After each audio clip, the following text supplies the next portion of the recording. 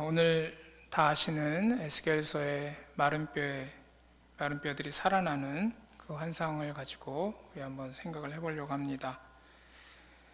다 아시겠지만 다시 한번 말씀을 드리면 에스겔서 37장에서 하나님께서 이스라엘의 회복에 대해서 약속을 하시면서 이스라엘의 회복을 보여주시는 환상을 보여주시는데, 그 중에 하나가 이 마른 뼈들이 다시 살아나게 되는 그런 환상이었습니다.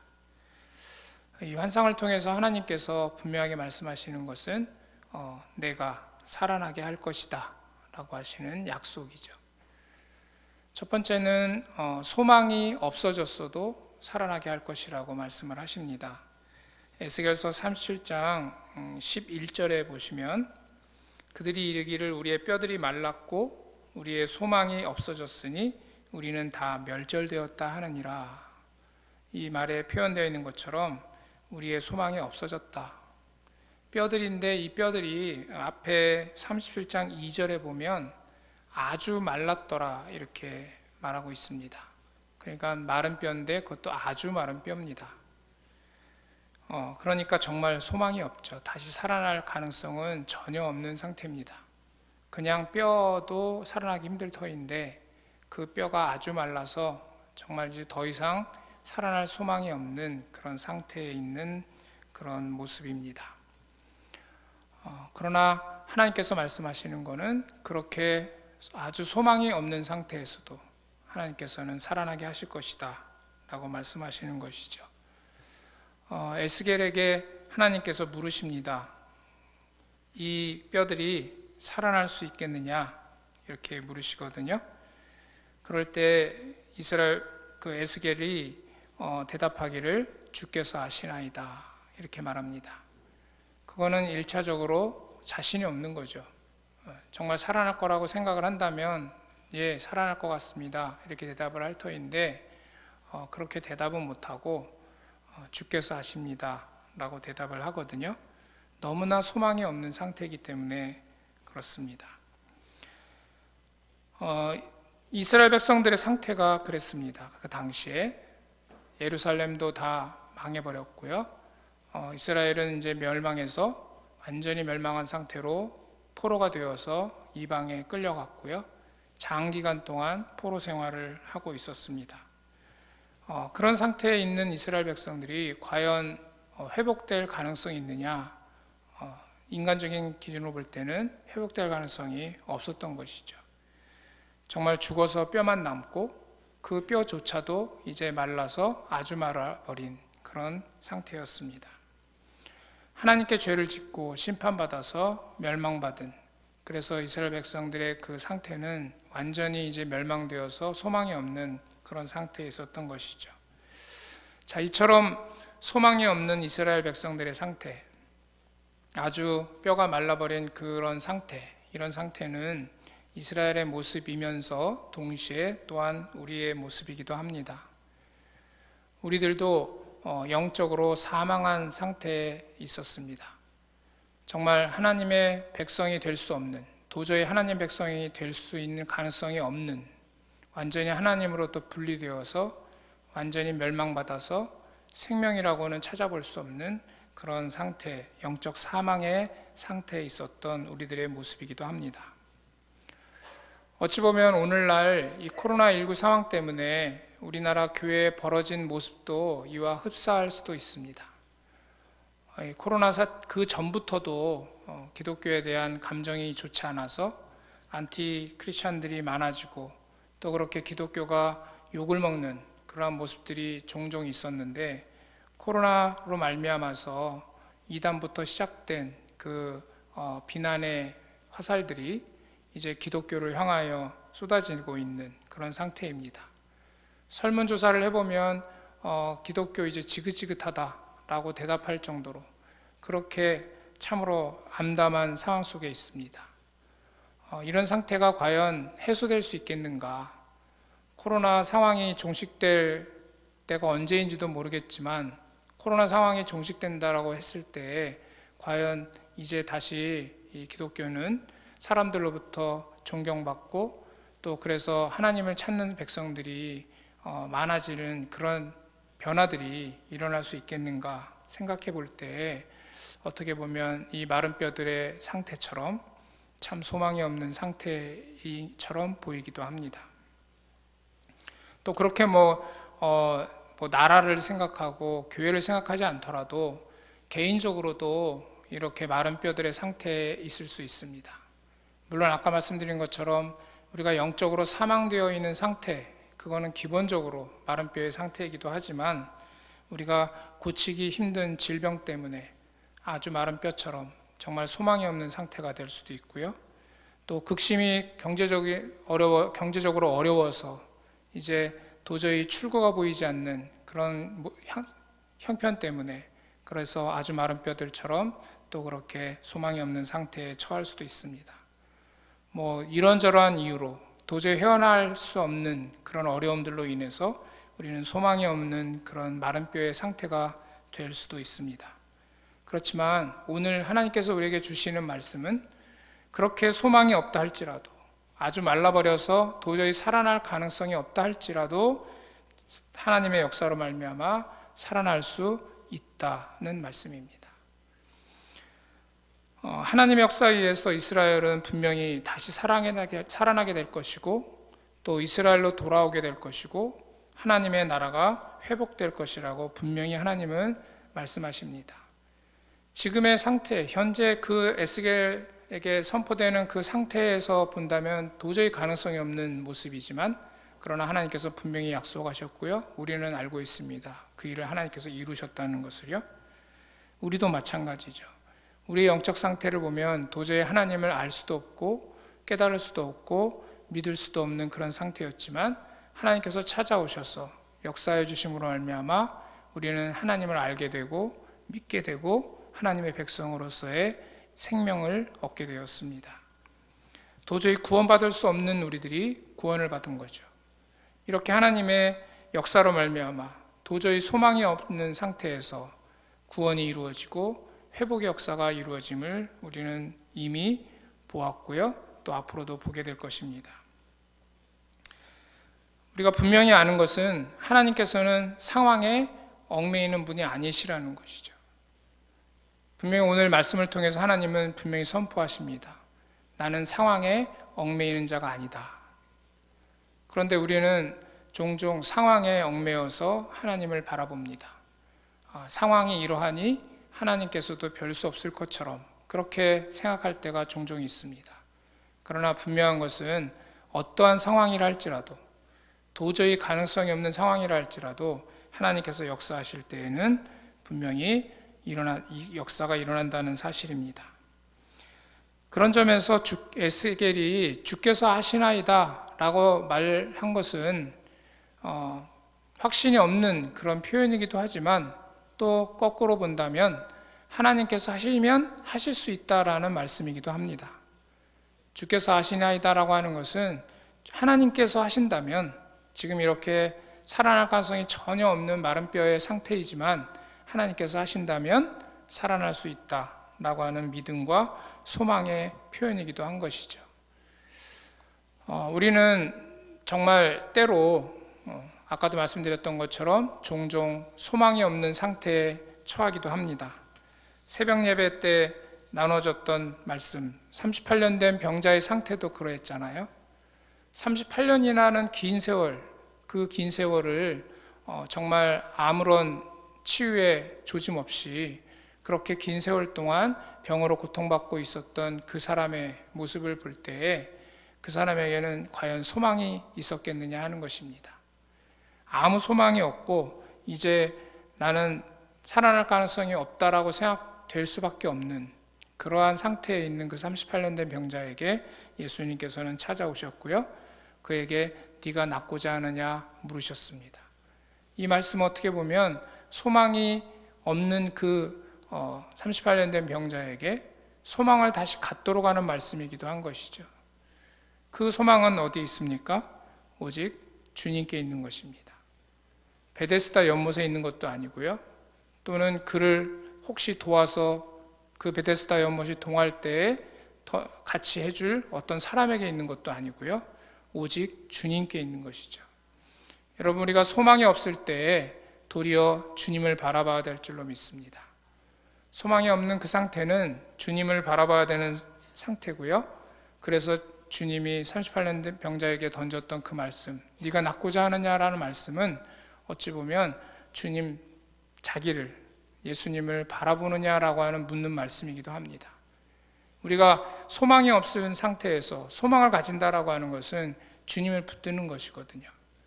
여러분, 우리가 아무리 소망이 없다 할지라도 주님을 붙든다면 소망이 생깁니다. 그런 점에서 우리가 나을 수 없는 상태에서 나으려고 하는 것, 살아날 수 없는 상태에서 살아나려고 하는 것, 그 자체가 주님을 바라보는 주님을 바라보고 소망을 갖는 것이고요.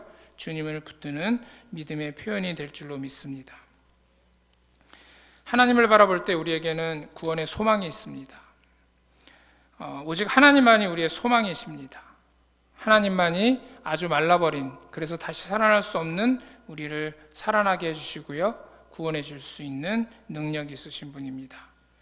그렇기 때문에 에스겔에게 능히 살 수 있겠느냐라고 물으실 때 우리는 대답을 분명히 해야 될 줄로 믿습니다. 예, 살아날 수 있습니다. 하나님이 하시면 살아날 수 있습니다 라고 믿음의 고백을 할 수 있는 우리가 될 수 있기를 원합니다. 두 번째로는요, 그 역사가 어떻게 이루어지느냐 하는 것이죠. 두 번째, 하나님께서 분명히 말씀하시는데요, 37장 14절에 보면 내가 또 내 영을 너희 속에 두어 너희가 살아나게 하고 내가 또 너희를 너희 고국 땅에 두리니 나 여호와가 이 일을 말하고 이룬 줄을 너희가 알리라. 여기 분명히 말씀하시는 것은 하나님께서 하나님의 영으로 그 역사를 이루신다는 것입니다. 그 앞에 이제 마른 뼈들이 어떻게 다시 살아나게 되는 환상이 자세히 설명되어 있는 부분들이 앞절에 있는데요, 7절을 보시면 이에 내가 명령을 따라 대언하니 대언할 때 소리가 나고 움직이며 이 뼈 저 뼈가 들어맞아 뼈들이 서로 연결되더라. 내가 또 보니 그 뼈에 힘줄이 생기고 살이 오르며 그 위에 가죽이 덮이나 그 속에 생기는 없더라. 또 내게 이르시되 인자야 너는 생기를 향하여 대언하라. 생기에게 대언하여 이르기를 주 여호와께서 이같이 말씀하시기를 생기야 사방에서부터 와서 이 죽음을 당한 자에게 불어서 살아나게 하라 하셨다 하라.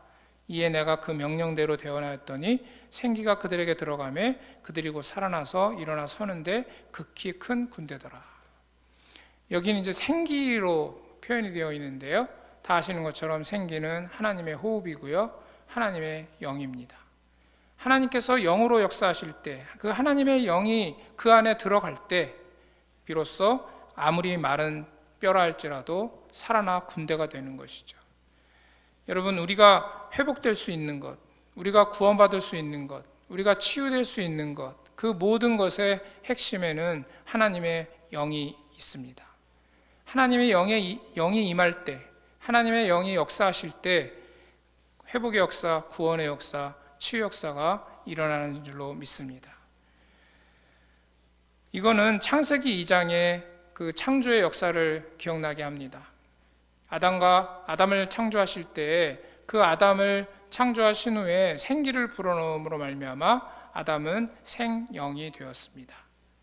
하나님의 영이 들어가는 곳, 그곳에 바로 생명의 역사가 일어나고요, 아담이 비로소 아담으로 생명을 얻고 생영인 인간으로 창조되듯이 그렇게 하나님의 영이 임할 때에 우리는 영적 사망의 상태에서 벗어나게 되고요, 영생을 얻게 되고 구원을 얻게 되는 줄로 믿습니다.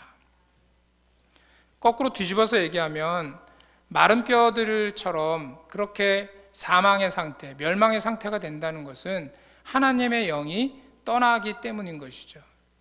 아담이 범죄함으로 말미암아 하나님의 영이 떠나버릴 때에 그는 다시 흙이 되거든요. 생명이었던 아담이 그냥 흙에 불과한 흙으로 떨어져 버리는 그런 원인은 바로 하나님의 영이 떠나기 때문입니다. 하나님의 영이 떠남으로 말미암아 사망에 처해졌다면 거꾸로 하나님의 영이 찾아오시면 다시 생명이 얻어지는 것이죠. 그런 점에서 하나님의 영이 임할 때에 모든 생명의 역사, 회복의 역사, 구원의 역사가 일어나는 것을 우리는 분명히 알 수 있습니다. 예수님께서 니고데모에게도 거듭남에 대해서 말씀하실 때에 그것은 영으로 되는 것이라 말씀하셨거든요. 영으로 나는 것이 영이다 라고 말씀하시면서 거듭남의 그 역사가 성령 역사로 이루어지는 것임을 분명하게 말씀하셨습니다. 여러분, 우리 안에 하나님의 영이 임하시면 우리는 회개하게 되고요, 대속의 은혜를 믿음으로 의롭다함을 얻게 되고요, 그리고 하나님의 자녀가 되고요, 그리고 거룩한 하나님의 백성으로서의 삶을 살아갈 수 있게 됩니다. 영이 부어지면, 영이 그 안에 임하게 되면 모든 역사가 이루어지는 것이죠. 우리의 눈으로는 안 될 것 같고 도저히 가능성이 없을 것 같고 어떻게 그렇게 될 수 있을까 싶지만 영이 임하는 순간 모든 일이 가능해지는 것입니다. 에베소 2장 5절에서는 허물로 죽은 우리를 그리스도 안에서 그리스도와 함께 살리셨다라고 말씀하십니다. 성령의 역사로 살리시는 것이죠. 이 거듭남의 역사, 죽어서 뼈들이 아주 말라버려서 다시는 살아날 가능성이 없어 보이는 그런 상태에서 다시 살아나서 하나님의 자녀가 되고 하나님의 군대로 변화될 수 있는 그 역사, 그것은 분명히 하나님 말씀하시는 대로 하나님의 영으로 되는 것이다, 분명히 말씀하십니다. 그래서 스가랴서 4장 6절에서 하나님께서는 분명히 말씀하시기를요, 이는 힘으로 되지 아니하며 능력으로 되지 아니하고 오직 나의 영으로 되느니라 말씀하십니다. 여러분, 우리가 가끔 삶 가운데 여러 가지 상황들을 볼 때에 정말 아까 말씀드린 것처럼 아주 마른 뼈들의 그 상태처럼 도저히 출구가 없고 희망이 없고 어떻게 될 수 있는 그 조짐이 전혀 보이지 않을 때 우리는 하나님만 붙들게 되는데, 그 하나님이 도대체 어떻게 역사하실 것이냐? 영으로 역사하시는 것입니다.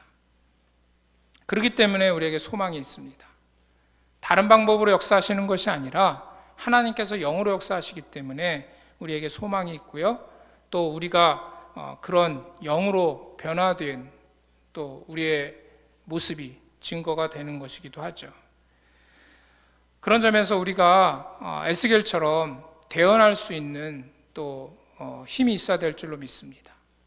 에스겔의 상태로 돌아가서 본다면 하나님께서 에스겔에게 대언하라 말씀을 하시거든요. 근데 그 에스겔이 대언할 때 그 대언하는 상대가 뭐냐면 아주 말라버려서 살아날 가능성이 전혀 보이지 않는 뼈들이죠. 그 뼈들을 향하여 에스겔은 대언을 해야 합니다. 마치 우리들도 그런 상태에 처할 수 있습니다. 우리가 복음을 전해야 하는 사람, 또 우리가 접하는 여러 가지 문제들에 처해 있는 사람들, 질병이 되었든 아니면 극심한 어떤 경제적인 문제이든 또 사람들과의 관계의 문제이든 여러 가지 벽과 같이 장애가 있는 그런 여러 가지 문제들로 둘러싸여 있는, 답답하게 그지없는, 소망이 전혀 없는 그런 사람들을 우리가 대할 때에 그 사람들의 모습은 마른 뼈들의 모습과 같기도 하고요, 그들을 향하여 우리는 대언을 해야 됩니다. 하나님의 말씀을 선포해야 됩니다. 그들이 살아나도록, 마른 뼈와 같이 전혀 소망이 없는 상태에서 하나님의 군대로 변화되는 그 놀라운 역사가 그에게 임할 수 있도록 우리는 하나님의 말씀을 대언해야 하는데, 그럴 때 우리는 어떤 소망을 가지고 대언할 수 있겠습니까? 하나님의 영이 임하면 모든 놀라운 역사가 일어나게 된다는 그 믿음으로 우리는 대언해야 될 줄로 믿습니다. 정말 하나님의 영이 그에게 임한다면 회개하지 않을 것 같은 자가 회개하게 되고, 정말 하나님을 믿지 않을 것 같은 자가 믿게 되고, 정말 구원받을 수 없는 자가 구원받게 되고요, 하나님의 자녀가 도저히 될 수 없는 자가 하나님의 자녀가 될 수 있는 줄로 믿습니다. 거룩하지 못한 자가 거룩한 자가 되는 놀라운 역사가 일어나게 될 줄로 믿습니다. 도저히 나을 것 같지 않은 질병이 낫게 되는 역사 또한 하나님의 영으로 일어나는 줄로 믿습니다. 해결되지 않을 것 같은 문제가 해결되는 역사 또한 하나님께서 영으로 역사하시면 얼마든지 일어나는 역사입니다. 우리가 하나님의 그 영, 그것은 따지자면 하나님이시죠. 하나님께서 능치 못할 일이 없다라고 하는 거 분명히 알고 있잖아요. 그렇다면 하나님을 붙들고 그 하나님의 권능을 의지하고 우리가 담대히 대언함으로 말미암아 하나님의 역사가 그 마른 뼈와 같이 어려운 가운데 있는 그들에게 선포되고 역사가 일어남으로 말미암아 회복되고 치유되고 구원되는 역사가 있게 되기를 축원합니다. 세 번째로는요, 이러한 역사는 어떻게 이루어지느냐? 앞에 36장의 37절을 가보면 주 여호와께서 이같이 말씀하셨느니라. 그래도 이스라엘 족속이 이같이 자기들에게 이루어 주시기를 내게 구하여야 할지니라 말씀하십니다. 하나님께 구하라는 것입니다. 기도가 필요한 것이죠. 근데 이 기도는 어떻게 보면 단순한 기도는 아닌 것 같아요. 아까 38년 된 병자에게 주님께서 네가 낫고자 하느냐라고 물을 때 그 의미 속에 들어있는 것이기도 합니다. 그것은 뭐냐면 네가 정말 소망을 가지고 있느냐라고 하는 것이고요. 정말 소망을 갖고 있다면 그 소망을 가지고 있는 만큼 간절함으로 구하는 그 마음이 있어야 되는 것이죠. 낫고자 하는 그 마음이 있는 만큼 소망이 있는 것이고요. 간절함이 있는 것입니다. 정말 하나님께서 나를 고치실 것이라는 100%의 확신 가운데 있다면 100%의 확신만큼 간절함을 가지고 기도할 것입니다.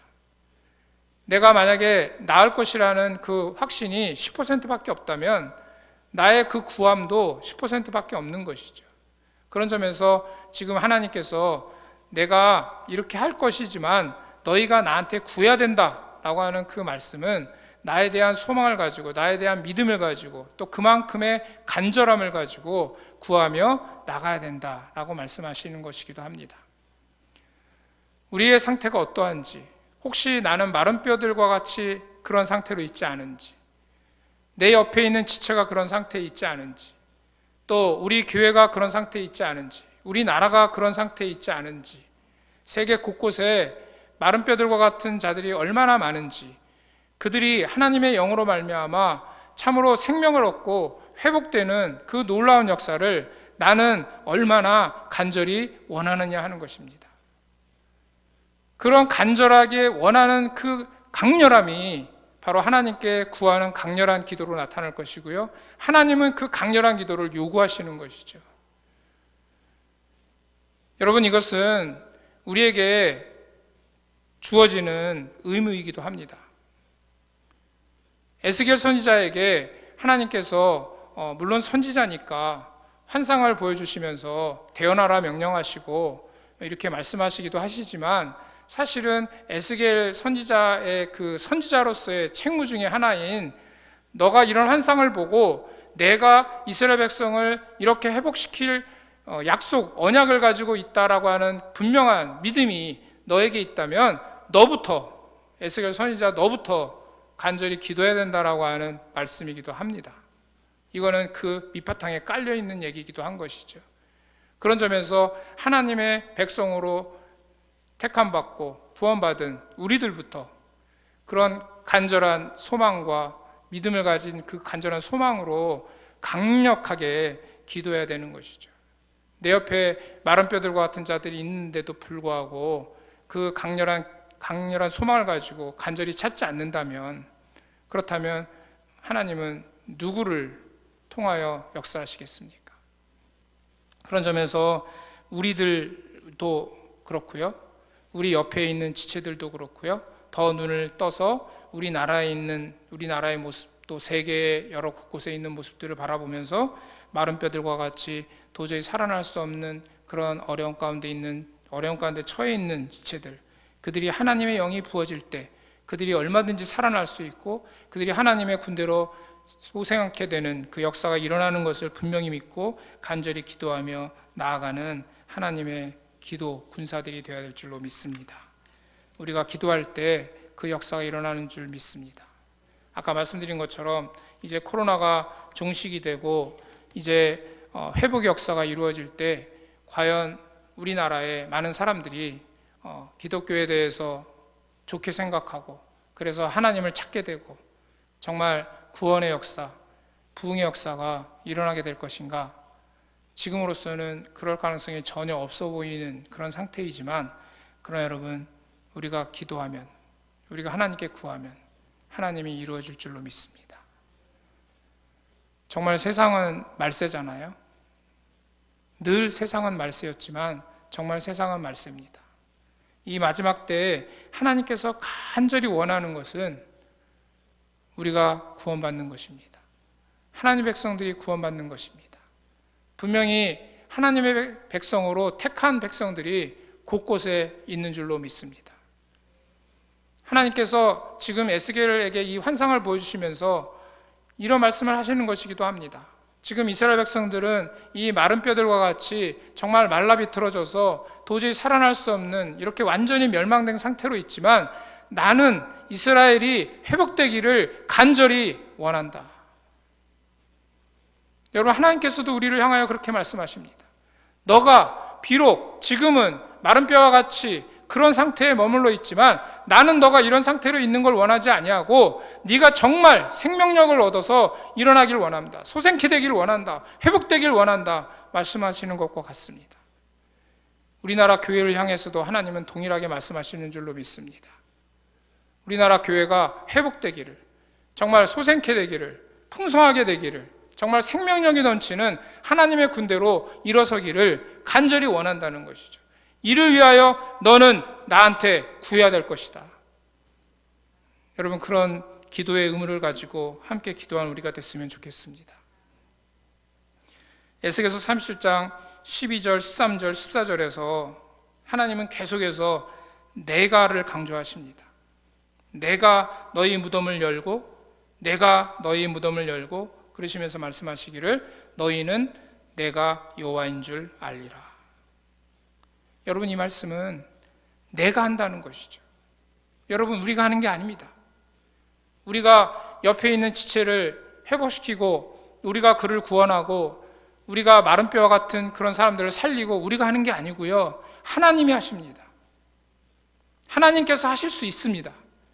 우리는 그 하나님께 간절히 기도만 하면 되는 것이죠. 그런 점에서 우리가 더 하나님을 붙들고요, 더 하나님께 기도하면서 나아가야 될 줄로 믿습니다. 도저히 회개할 것 같지 않은 자가 있다면 회개하게 해달라고 기도합시다. 도저히 하나님을 믿지 않을 것 같은 자가 있다면 그가 하나님을 믿게 해달라고 기도하십시다. 도저히 구원받을 수 없는 자가 있다면 그가 구원받을 수 있게 해달라고 하나님 앞에 기도하십시다. 도저히 하나님의 자녀가 될 수 있을 것 같지 않은 사람이 옆에 있다면 그가 하나님의 자녀가 되게 해달라고 기도하십시다. 도저히 나을 수 없는 것 같은 그 질병 가운데 고통받고 있는 사람이 있다면 그가 하나님의 역사로 말미암아 그 고통 속에서 벗어나게 해달라고 기도하십시다. 도저히 헤어나올 수 없을 것 같은 문제 가운데, 어려움 가운데 처해 있는 지체가 있다면 그가 하나님의 역사로 말미암아 헤어나올 수 있도록 하게 해달라고 그렇게 간절히 기도하는 우리가 되었으면 좋겠습니다. 우리가 기도할 때 하나님께서 들으시고 하나님께서 역사하실 줄로 믿습니다.